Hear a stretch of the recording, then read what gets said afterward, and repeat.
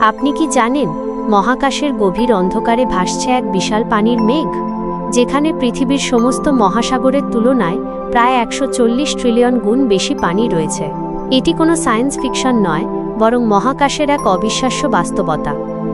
পৃথিবী থেকে প্রায় 12 বিলিয়ন আলোকবর্ষ দূরে একটি কোয়াসারের চারপাশে এই বিশাল জলীয় বাষ্পের মেঘটি খুঁজে পেয়েছেন বিজ্ঞানীরা।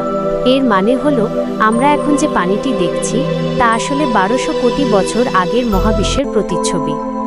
এই পানির ভাণ্ডারটি এতই বিশাল যে এটি পুরো একটি গ্যালাক্সিকে কয়েকবার ভিজিয়ে দেওয়ার ক্ষমতা রাখে।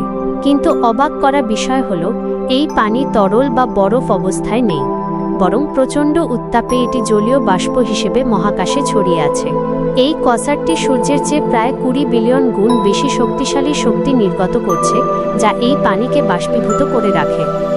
বিজ্ঞানীদের মতে, মহাবিশ্বের সৃষ্টির শুরুর দিকেই যে পানির অস্তিত্ব ছিল, এই আবিষ্কার তার সবচেয়ে বড় প্রমাণ।